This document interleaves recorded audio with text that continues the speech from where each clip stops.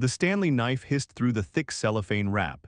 It was a harsh, synthetic tear that severed the foil seal of the sanction kit, laying open the cardboard box like a surgical incision. Vance didn't even pause at the publisher's red ink stamped across the lid, "Event support only. Do not inventory." He dug his thumb into the cardboard seam, popping it open, and extracted a stack of iridescent promotional cards.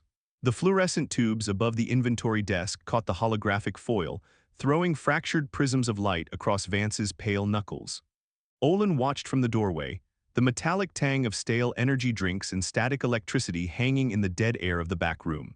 "Tournaments don't pay the lease, Olin," Vance muttered, sensing the judgment without looking up.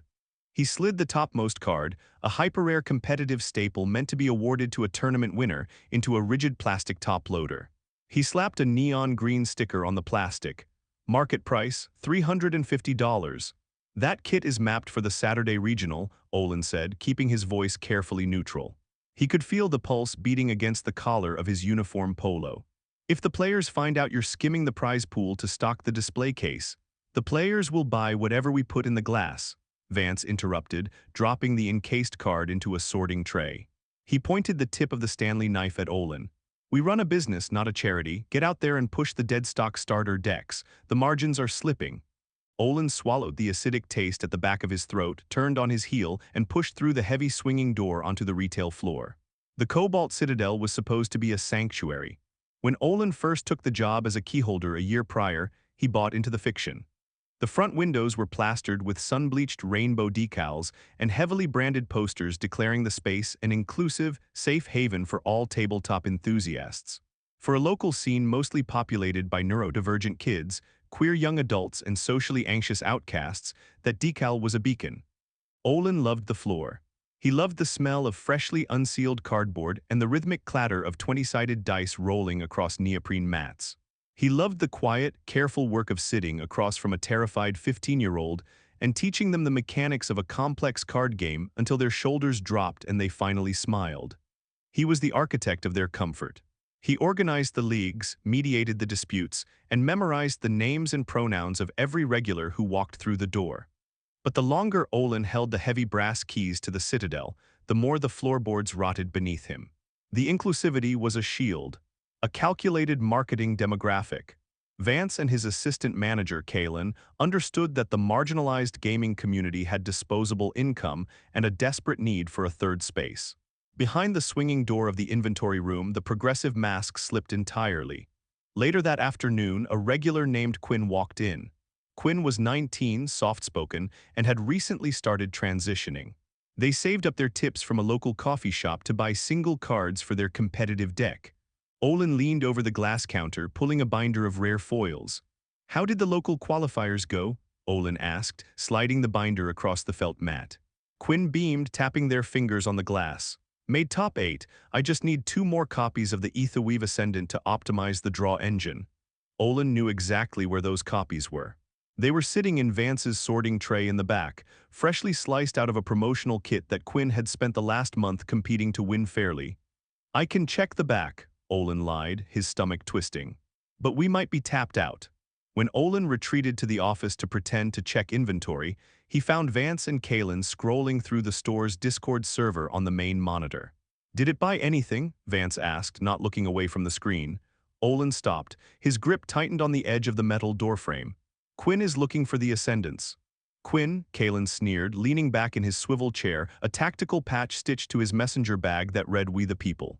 "Guy spends $20 a week and thinks he owns a stool at the tables. Tell him the Ascendants are 300 flat, no store credit." "They are $50 above market," Olin said, the friction in his chest threatening to ignite. "And they earned those cards, you gutted the prize support." Vance finally turned, his eyes flat and heavy like polished river stones. "Olin, you are a manager on duty. Your duty is to the register. If you want to run a youth center, go volunteer at the YMCA, go squeeze the margin." Olin walked back out to the floor and told Quinn the cards were out of stock. He watched the disappointment wash over the kid's face, watching them pack up their worn backpack and walk out into the oppressive summer heat. Olin felt like an accomplice. He was the friendly face standing in front of a meat grinder, convincing the community it was safe to walk inside. The friction between Olin and management escalated from a simmer to a rolling boil over the next month. Olin began aggressively discounting entry fees for players he knew couldn't afford them. He intentionally misplaced promotional kits in the bottom of the inventory cage so Vance couldn't gut them before the tournaments. He argued against the predatory pricing algorithms Vance installed on the point-of-sale system. He became a liability to the profit margin, and in at-will employment, a liability is easily excised. It happened on a Tuesday. The store was dead, the rain lashing against the front windows, blurring the neon open sign into a smeared red puddle on the asphalt. Vance called him into the back office. The heavy metal door clicked shut, sealing out the hum of the retail floor. Kalen was already standing by the filing cabinet, his arms crossed. "Hand over your keys, Olin," Vance said. He didn't offer a seat. He didn't look up from his ledger. Olin felt the cold shock of adrenaline hit his bloodstream. "Excuse me, you left the primary register cracked last night," Vance said smoothly, pointing a pen at a printed receipt on the desk. "A $30 discrepancy in the drawer. We have a zero-tolerance policy for cash mismanagement." It was a lie. Olin ran the tills meticulously. Kalen had closed the drawer last night. It was a fabricated pretext, thin as tissue paper, designed specifically to circumvent unemployment claims. "You're firing me over $30 that Kalen miscounted." Olin's voice was dangerously quiet, the vibration of it rattling in his own teeth. "We are separating due to a lack of alignment with our growth strategy," Vance replied, reciting the corporate jargon like a practiced hymn. "Keys, now." Olin stared at the two men. He saw the January 6th coffee mug sitting casually beside Vance's monitor. He saw the stacks of pilfered promotional cards sitting in the sorting trays, hundreds of dollars stolen directly from the community that kept their lights on.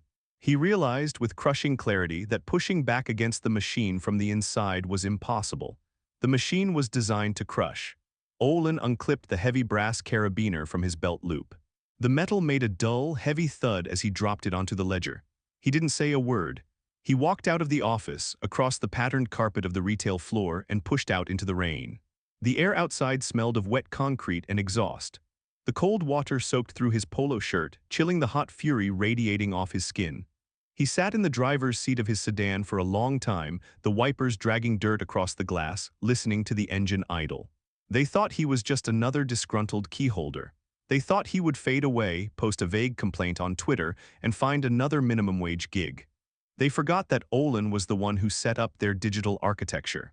2 nights later, Olin sat in his apartment. The only light in the room came from the harsh, blue glow of his dual monitors. His mechanical keyboard clattered in the silence. Before he handed over his keys, Olin had spent weeks anticipating the betrayal. He knew Vance's greed was a bottomless well, and greed always leaves a paper trail. The tabletop game that kept the Cobalt Citadel afloat, the one with the hyper-expensive prize support, was regulated by an ironclad digital infrastructure. The publisher required stores to register through an organized play application to receive sanctioned event kits. Vance hadn't just been opening the kits, he had been doubling them. Olin opened a secure folder on his desktop titled Citadel Archive. Inside were dozens of high-resolution screenshots. Vance had registered 2 separate store entities with the publisher, Cobalt Citadel North and Cobalt Citadel South. He had listed them under Suite A and Suite B of their strip mall address. There were no suites. It was one continuous building. Vance was pulling double the prize support, double the promotional cards, and double the exclusive retail product, artificially inflating his player numbers by logging fake tournaments using the names of actual customers. It was federal wire fraud adjacent, but more importantly, it was a lethal violation of the publisher's terms of service. Olin began drafting the email to the publisher's Global Organized Play Investigation Unit. He didn't write a passionate, angry letter. Anger could be dismissed as a disgruntled employee's vendetta. He wrote it with clinical, chilling precision. To whom it may concern, attached is time-stamped photographic and digital evidence of deliberate inventory manipulation, duplicate retail registration fraud, and the unauthorized retail sale of sanctioned promotional materials by the ownership of the Cobalt Citadel. He attached the screenshots of the dual IP registrations. He attached photos of the publisher's do not inventory boxes sliced open on Vance's desk, next to the point-of-sale screen showing the promotional cards logged as retail inventory. He attached the Discord logs where Vance instructed employees to falsify tournament brackets to trigger the automated prize shipments. Olin's finger hovered over the left mouse button. If he clicked it, there was no going back. It wouldn't just hurt Vance, it would salt the earth, the store would lose its license. The community, Quinn, the shy teenagers, the outcasts who didn't know about the rot beneath the floorboards, would lose their gathering space. Olin was about to detonate a bomb in the only sanctuary his friends had. He closed his eyes. He saw Vance tearing the foil on Quinn's prize. He heard the casual, cruel misgendering in the back room. A poisoned well is not a sanctuary, it is just a place where people go to get sick. Olin clicked send. The progress bar flashed across the screen, message sent. For 6 days there was nothing but silence. Olin worked a temporary gig at a warehouse hauling boxes, waiting for the echo of the gunshot. On the 7th day, the shockwave hit. Olin was sitting on his couch eating cold noodles when his phone violently vibrated off the coffee table. The local tabletop community Discord server, a channel with over 400 active members, was in total freefall. Notifications cascaded down his screen in a blur of panic text. Quinn. Did anyone else get an email that Saturday's regional is cancelled? User Radiate. The Citadel isn't showing up on the publisher's store locator anymore. Dice Goblin. Kalen just kicked everyone out of the store. Said the servers are down. Olin opened the publisher's official organized play directory. He typed in the zip code for the Cobalt Citadel. 0 results found. It wasn't a temporary suspension. The publisher hadn't just slapped Vance on the wrist. They had executed a total permanent IP ban. The Citadel was blacklisted. They could never order product, host a tournament, or receive a promotional kit from the biggest game in the industry ever again. Over 60% of their revenue stream had been severed with a single keystroke. The meltdown that followed was a masterpiece of paranoia. Vance took to the store's public Facebook page, his posts degrading from corporate PR into unhinged, frantic rambling. He blamed targeted harassment from haters. He accused a rival store on the other side of town, Griffin's Keep, of orchestrating a massive cyber attack against their accounts. He threatened legal action against invisible enemies. But the community wasn't blind. The sudden ban, combined with Vance's erratic behavior, broke the spell. Players started talking. Quinn posted a massive thread detailing how they had been overcharged for singles that were supposed to be in the prize pool. Former employees, emboldened by the chaos, leaked stories of the toxic backroom culture. The veneer of the inclusive sanctuary shattered, revealing the rusted, predatory machinery underneath. Within a month, the local scene migrated. Griffin's Keep, a smaller but genuinely welcoming shop miles away, absorbed the refugees. The Citadel's tables sat empty, gathering dust. Olin drove past the strip mall 6 months later. The rain was falling again, slicking the asphalt in a dark, oily sheen. He pulled into the empty parking lot and cut the engine. The neon open sign was dead. The sun-bleached rainbow decals had been scraped off the glass, leaving a residue of adhesive behind. In the center of the heavy glass door hung a stark, black-and-white sign, Prime Retail Space for Lease. Olin stared at the empty husk of the building. He felt the heavy brass carabiner in his pocket, a phantom weight of the keys he used to carry. He had exacted total, uncompromising justice. He had dismantled the empire of the men who discarded him. But as he looked through the darkened glass, imagining the ghosts of the kids rolling dice on the vanished tables, he realized the ultimate cost of his vengeance. He hadn't just destroyed the monsters, he had burned down the castle to get to them. The community had survived, relocated, and healed. But Olin remained outside of it, a silent executioner who could never confess his sin. He put the car in gear and drove away, leaving the empty shell of the Citadel to the rain.